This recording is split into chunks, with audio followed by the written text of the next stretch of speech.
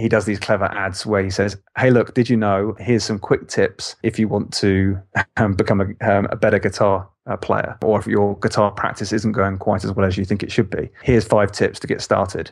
And then his 5 tips are flipping open the case of his guitar and saying, yeah, that's right, get out your effing guitar. So it's like, he's quite clever about how the ads are done. This is SuperFast Business with James Schramko. Helping you build your business super fast. James Schramko here, superfastbusiness.com, and you're listening to the YouTube Advertising Tips series. This is actually part 3, where we're going to talk about a case study. And I've got my friend Tom Breeze from viewability.co.uk, who is a YouTube advertising specialist. Welcome, Tom. Hey, James. How you doing?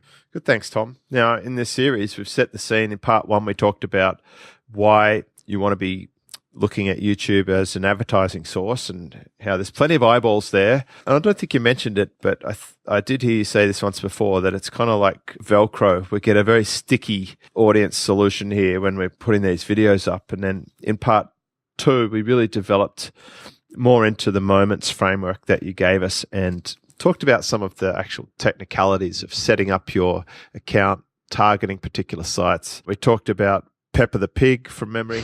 And where we're up to is we're going to talk about some case studies, and in particular, sort of audience listening to this podcast are kind of similar to me in some ways, where they'd probably have some memberships, maybe run events, and probably have books. Now, I'm actually in all 3 of these things. I've certainly got memberships. I definitely run events.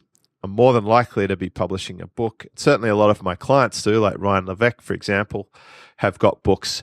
I'll be sending them to this episode. I want you to tell us, how would you go about approaching my product suite? You know, if you're pulling up a blank page and you wanted to map out some campaigns, what would we be looking at? And maybe you can overlay some of your own case studies here of things that you know have been successful. If you want to you can protect the name for privacy if you like, but given that many of your clients do similar things, what sort of things are we going to be looking at here? Good question.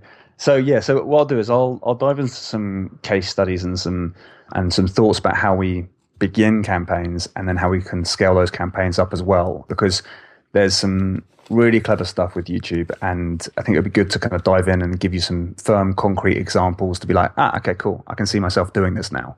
And I think that what we pulled on earlier, I understand this like Velcro idea is really important, because this really plays out in terms of how we start scaling out with clients.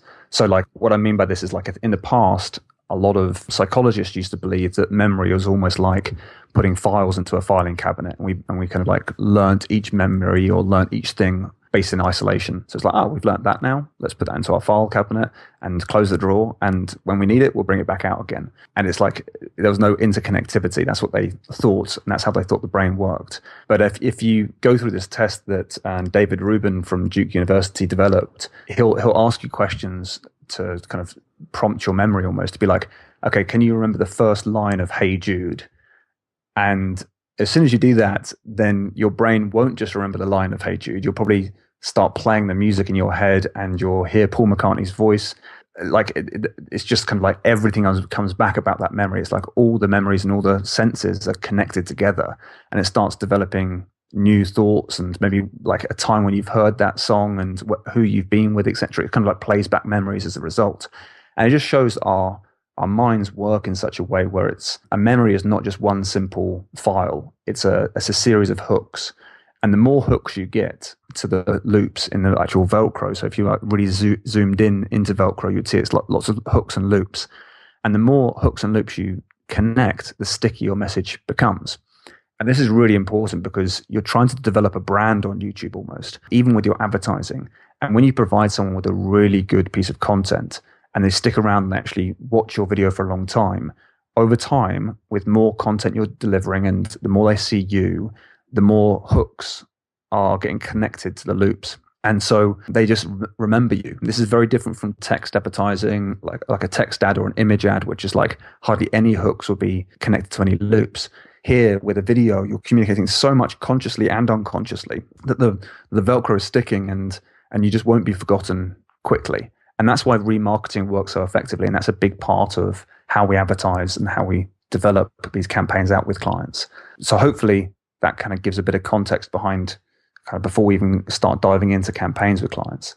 But if we tackle, let's say, the first case study, and this is a client that's been working with us for a long, long time, a guy called Andy Harrington, who is a speaker and he's an author, got like a Sunday Times best-selling book. And so we've done many different campaigns with him in the past, but one of the major campaigns that we focus on at the moment is this idea of selling his books. And it's in a marketing world, it's kind of like very common to have like the free plus shipping book offer. And that's what we're doing with Andy. Now, I won't go into all the nitty gritty of the numbers and talk through all of that because it's difficult to explain it without showing graphs and things, which probably aren't the most enjoyable and exciting things to talk about. But what we do with Andy is when it comes to the advertising for Andy, we're really looking at saying, right, well, let's first of all identify the moments that people would be in. So what we talked about in the previous episodes is understanding that when people are on YouTube, they're looking for information about what to do, they want to know something or they want to buy something. In the public speaking world, if we really kind of map those moments, a lot of people will go into YouTube because maybe they're really fearful of speaking in public and they've just been told by their boss, oh, you got to give a presentation next week. So there's that sort of moment, which is the fear and the confidence type moment. You'll also have some people who are like, I've got an opportunity to speak in front of a large audience. How do I nail my delivery? How do I speak really eloquently? How do I come across and make everybody in the audience know, like, and trust me, but also want to buy from me? So there's that type of presentation or that type of moment. And there's also kind of like TED Talks. So people go to watch TED Talks because they want to get inspired. And they could have a part of them that's thinking, I would love to be a speaker. I would love to get my idea out there as well. And you can really kind of like just start mapping these moments and saying, right, what is it that people are going through when they're on YouTube? What are they searching for? And and what we do is we map all these moments out and realize where we have almost like a right to play. Where can we show our ads to that audience? And then you really think about, well, what is it that I would like to say to that audience? And in this instance, we know that the end goal is to get them back to the website to find out more about this potential book offer. And so when we create the ads, we're kind of like thinking about what content can we give them. So let's say, for example, we tackle the fear and confidence kind of type moment. Then in that instance, we'd give them a couple of tips on how they can relax themselves down before a presentation, but just tell them like, this is just a couple of tips from this whole book that we have on how to deliver amazing presentations. I mean, how to develop a whole business around presenting for your own company. And as a result, we're kind of really resonating with people thinking, wow, those last two tips I've just received in that ad itself have been really useful. And now I could potentially go and get this book for free as long as I pay for the postage and packaging. And so that's kind of like how to start off that relationship with the advertising. Like just pick those moments and make sure you have like a really good ads that meet those moments and deliver a message that resonates with those viewers. And then the free plus shipping offer, of course, gets people's credit cards, gets people onto the list, and there's upsells, and there's kind of like multiple upsells from the back of that as well. And by driving traffic from YouTube to that particular book offer, we're able to get a 400% ROI for Andy. And it's kind of like it's a really effective strategy to start using. Just picking those moments and really delivering on those moments is kind of like the way to start it. Now, when we start running those campaigns and we're seeing what's working, we obviously go through the normal process of optimize. So kind of taking out those placements when we're running in-stream ads, for example, and which don't work, take those ones out and maybe look to spend a bit more budget on those ones that do work. And then once we look at the data as well, it'll literally tell you which videos are driving the results, which videos are really getting amazing results for you. And when you understand that and you can see what videos are working really well and you see the titles of them, you see them like, you almost like do some, I can never remember if it's quantitative data analysis or qualitative data analysis, but it's basically looking and seeing the trends of what's working in that moment and saying, right, it's these types of videos, these type of subject and this type of content that seems to be really resonate with our audience. Then you can decipher that and say, right, let's now create new ads that would better fit those new moments we're seeing from the data. And if you start doing that, you can start to scale up a lot more. And then you can start to build in some remarketing as well, because you're starting off with this ad that's providing good content. Then you may say to yourself, right, well, maybe we're looking to sell more books, but they said no when they first saw that ad. They didn't decide to go back to the website and sign up. Or maybe they did, but they didn't go and get that free book offer. what else could we provide them first that would then lead them onto the book offer? So we might be able to give them a webinar, or maybe able to give them like some cheat sheets about how to kind of like present. Maybe it's like just an infographic, for example, about how to kind of craft your perfect presentation. And so you can start introducing these new lead magnets or these new free offers that would then kind of like give people a better experience of you as the business owner or you as the company, and then start feeding those people back to that book offer again. And just by doing this, you're starting to get more data. And then with more data, the algorithm of AdWords will give you things like similar audiences. So you can say, right, all those people that have bought, can I build a similar audience? Or can you develop a similar audience for me, please, Google? And they'll give you an audience that you can advertise to based on that as well. So it takes a bit of more time to develop that. It might take 2 months or so. But once you started developing a kind of like those customers and they get all getting tracked inside of AdWords, you can start to scale up a lot more there. And that's where you start to really see some amazing results, when you can like really push the remarketing and start using the algorithm of Google to help you promote further and further.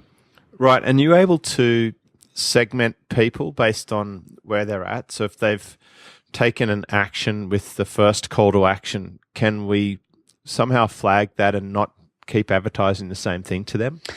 Yes, exactly. And this is what allows your accounts to be a lot more evergreen. So what I mean by evergreen is that once you've set them up, they can continue running. So based on who watches your videos, who goes to your websites, who takes you up on different offers, you can segment them and exclude them from existing campaigns.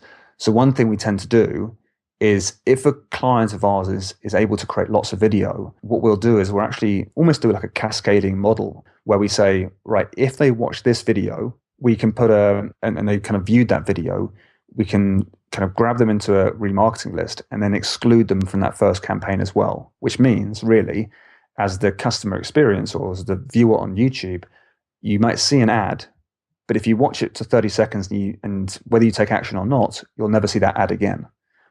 But then you might start seeing a different type of ad from that same company. And then you might not see that ad ever again, and you can see a new ad. This works best when a client has like maybe 5 video ads and you can cascade them through. But it means you can almost like craft a customer experience or a customer journey before the opt-in. So you can almost have like 5 videos. If you really wanted to, in the second video, you could say, hey, look, you watched this video just a couple of days ago and you didn't convert. What's wrong? What else do you need? And then you could even do it that way. It's a bit creepy, but you could just give an explanation of how it could work. You can kind of segment those people that did watch the video and maybe didn't convert, and show them a new ad to a new offer. And if they didn't convert again, you can show them a new ad to maybe the same offer or whatever it might be. But you can really segment your audiences, and it means that the customer experience is so much better than just what most people do, which is like, here's our TV ad, and let's just scattergun approach and just try and show it to as many people, as many eyeballs as possible. And I think that's because agencies tend to get kind of like, they won't look at YouTube as seriously as they do something like TV, or if they do, they might be looking at YouTube purely as that, how much reach and how much frequency can we get? And they're not really looking at the customer experience or really what's best for return on investment. But yeah, you're quite right, James. If you were to show a video ad to a certain audience, you can take the people that have watched the ad and didn't convert and kind of like follow those up in different ways. Right. So for example, if I'm running an event, I might be driving people to a campaign for that event, but if they buy a ticket, then I don't want to show them the ad anymore.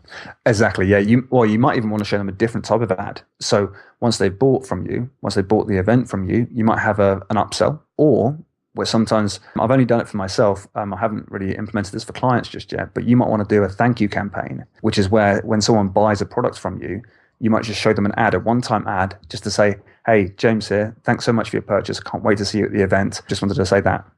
And then you can just like let them, that could be a pre-roll ad without having to have any call to action on it whatsoever, but just has that experience where people are like, wow, James has just said thank you to me on YouTube. And I think I think that could just do so well for your brand and so well for your customer experience. And it would be dirt cheap to run it like that, because it's only be going to a select number of people. It wouldn't be going to the hundreds of thousands unless hundreds and thousands of people bought your event. But you could just segment that audience of people that just went to or just bought a ticket to go to your event, and show them an ad, a one-time ad, because you would exclude them if they saw the ad. And you do this by loading up your event buyers list as a segment? You can do it that way. The better way to do it is do based on pixel conversions. So AdWords will collect the people that have visited a certain page, which might be your thank you page. And then based on that, you can segment those people. So when you set up a campaign, you can say, I want to advertise to all these different keywords, but then exclude anybody that's fired this pixel or that's landed on this page, for example. So you can just make an audience of people that have, let's say, landed on your thank you page, and then you can exclude that audience for any future campaigns. Perfect. Okay. So what else should we cover in terms of case studies? I've got a membership. How would I be generating leads for my membership? Okay, cool. So with the membership approach, it's a very similar approach, really, because what we're looking to do is that milestone of typically asking for someone to opt in and provide value, and then the back end of that business is going to still sell whatever products, whether it be a membership, a book, an event, whatever it might be. It's a similar process.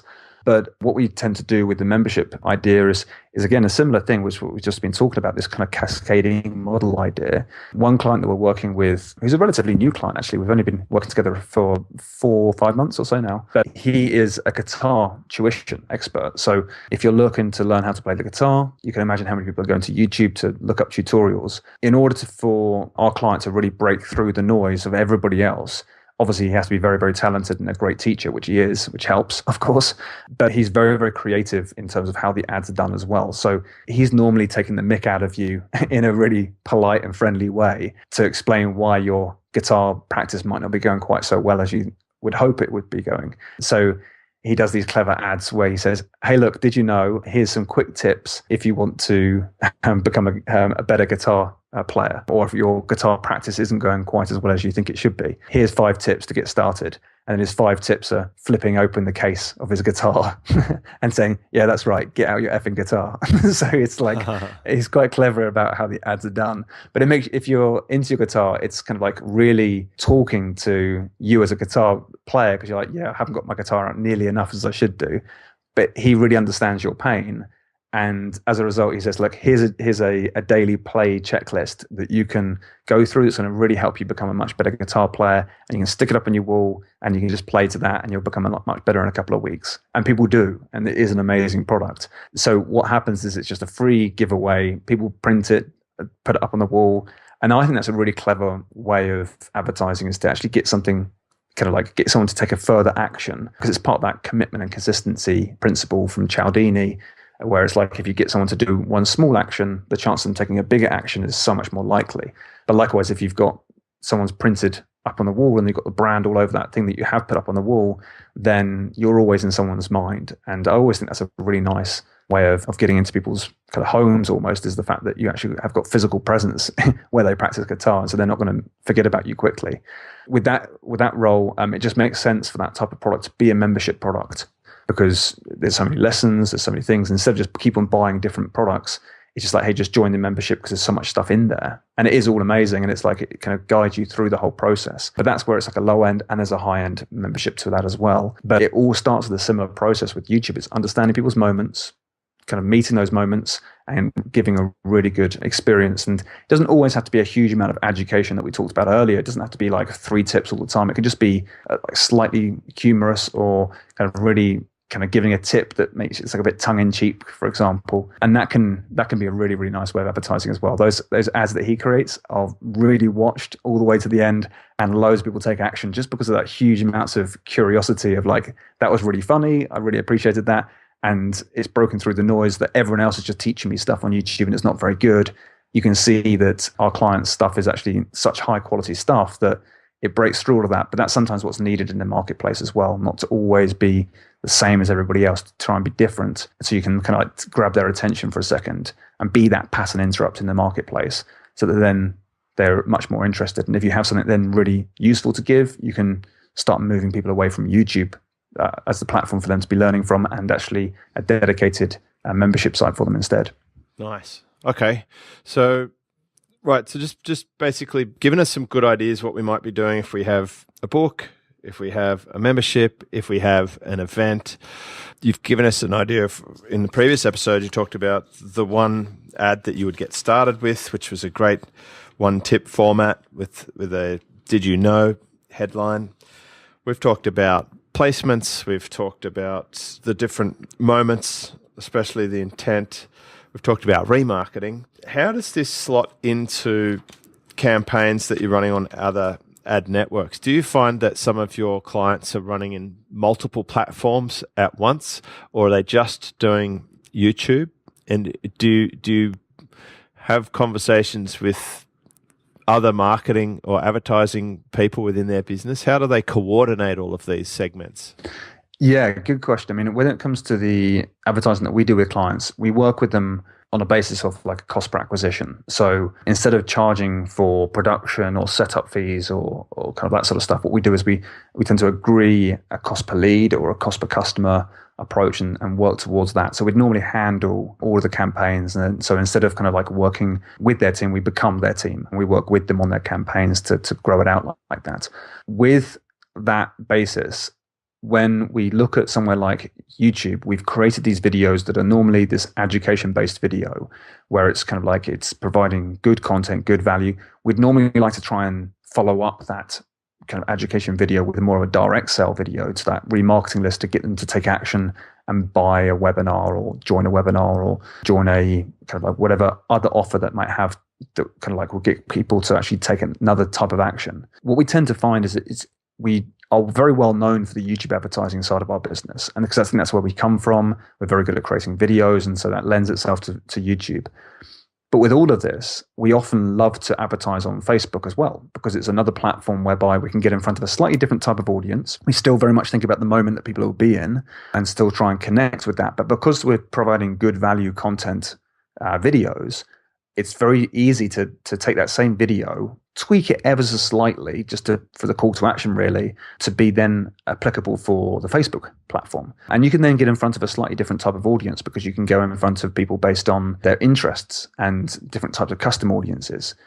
But then if you're really clever about it, you can say, right, those people that have come from a YouTube video, if that's where you're getting lots of good results, gone to your website and didn't convert, when they land on your website, they will also fire a Facebook pixel, which means that you can do some really clever retargeting through Facebook and very, very cheap indeed. And vice versa as well. You can say, right, if we're going to advertise on Facebook to a cold audience, maybe like a lookalike audience or something along those lines, you can take that traffic, whichever traffic lands on a landing page on your site, you can then say, right, I want to now get in front of those people again by using YouTube ads. So there's really clever ways of using both platforms to almost sing from the same hymn sheet. And then you can have this really effective campaign working on both YouTube and Facebook. And often what we'll do with clients, if they've got existing agencies working on their Facebook stuff, we'll just have a chat with them, explain the concept. They're normally very familiar with the process as well. And we just dovetail off each other as well to say, right, if we're going to send a load of traffic from YouTube, you might as well retarget it. And if you're sending a load of traffic from Facebook, we might as well remarket it and look to generate more and more results for the client. But sometimes they haven't got started with Facebook or YouTube, and so we can go in at both levels and advertise with that client on both those platforms. But that's kind of like a really clever way of growing your audience and increasing your reach, because you can get in front of a very different type of audience on Facebook than you would do on YouTube.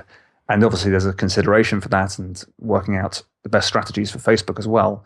But video advertising on Facebook works very, very well, as does lots of other types of advertising on Facebook. But we tend to find that videos work extremely well on both YouTube and Facebook. And then it feels like you've got this omnipresence where you're constantly in front of your audience. And if it's come from YouTube to begin with, you know the timing is right. And you just want to take that as much out of that moment as possible. And you want to make sure you were really giving the customer such an amazing experience at the same time, knowing that you're advertising a lot right at the moment where it's right for the customer. Perfect. Okay, so Tom, what should I have asked you that I haven't, because I don't know enough about YouTube advertising, even though I feel like I know a lot more than I did at the beginning of this series?